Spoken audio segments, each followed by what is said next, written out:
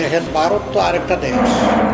আমাদেরকে তো 17.5 বছর বাংলাদেশের মানুষের সাথেই তো সম্পর্ক করতে দেয়নি। সেই হিসাবে যে আল্লাহ আমাদেরকে বাঁচিয়ে রেখেছেন, এতটুকু এনেছেন, এটাই তো আল্লাহর শুকরিয়া। তবে হ্যাঁ, এটা ঠিক যে আমাদের উপর সরকার যতই জুলুম করেছে, জনগণের সহানুভূতি, মায়া, ভালোবাসা এবং সমর্থন ততই বেড়েছে। এটা আমরা এখন পদে পদে টের পাচ্ছি।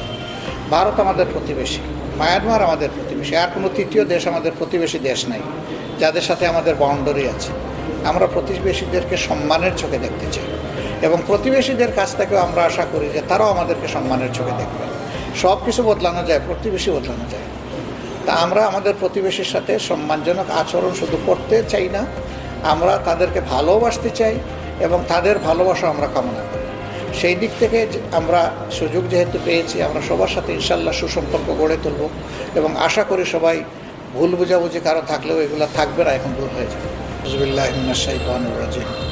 কুলিল্লাহুম্মা মালিকাল মুলকি তুতিল মুলকা মান তাশাউ ওয়া তানজিউল মুলকা মিম্মান তাশাউ ওয়া তুইজ্জু মান তাশাউ ওয়া তুযিল্লু মান তাশাউ বিয়াদিকাল খায়র ইন্নাকা আলা কুল্লি শাইইন কাদির।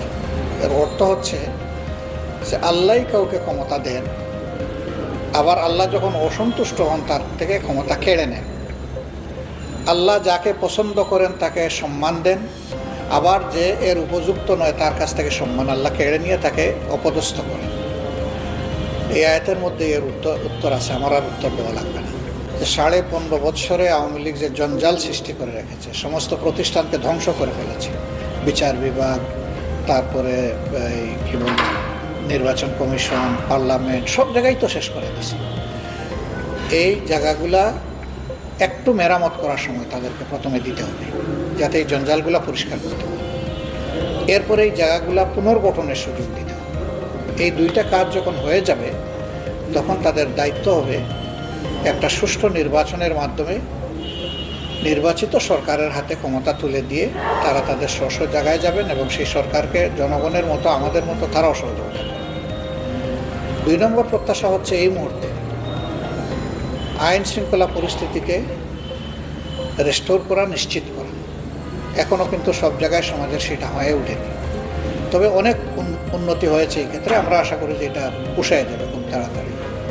3 নম্বর হচ্ছে যে বিগত আন্দোলনে স্বৈরাচারী সরকারের হাত থেকে দেশকে স্বাধীন করতে গিয়ে, যেটাকে দ্বিতীয় স্বাধীনতা বলা হচ্ছে, মানুষ এখন মন খুলে কথা বলতে পারতেছে, আপনারা আমাদের কাছে আসতে পারতেছেন, আমরা আপনাদের সামনে হাজির হতে পারছি, যেটা ছিল না গত 15 বছর, 15.5 বছর। তো এই আন্দোলনে যারা নিহত হয়েছে তাদের পরিবারগুলোর দায়িত্ব সরকারকে নিতে হবে। সবগুলা পরিবারের একই অবস্থা না, কোনো পরিবারের কোনো আর্থিক সহযোগিতা লাগবে না, কিন্তু তার নামটা স্মরণ করিয়ে রাখার জন্য কিছু একটা করতে হবে। আর কোনো কোনো পরিবারের আর্থিক দায়িত্বটাও সরকারকে নিতে হবে। আহত যারা হয়েছে তাদের চিকিৎসা যেটুকু দেশে সম্ভব দেশে করা, যেটা সম্ভব নয় সেটা বিদেশে করা। কারণ একটা জীবন যদি নিভে যায়, নিভেই গেল। জীবনের আলো, চোখের আলো যদি নিভে যায়, নিভেই গেল। অন্তত একটা চোখ, একটা আলোকে রক্ষা করার জন্য সর্বশেষ লড়াই করা উচিত। এরপরে এই বিপ্লবের সফলতাকে ব্যর্থ করার জন্য যে সমস্ত ষড়যন্ত্র হচ্ছে, ষড়যন্ত্রের ছিদ্রগুলো বন্ধ করতে হবে। আর যে দলটি ক্ষমতায় থেকে জনগণের উপরে গণহত্যা চালিয়েছে, দল হিসাবে এবং ব্যক্তি হিসাবে তাদেরকে বিচারের আওতায় আনতে হবে।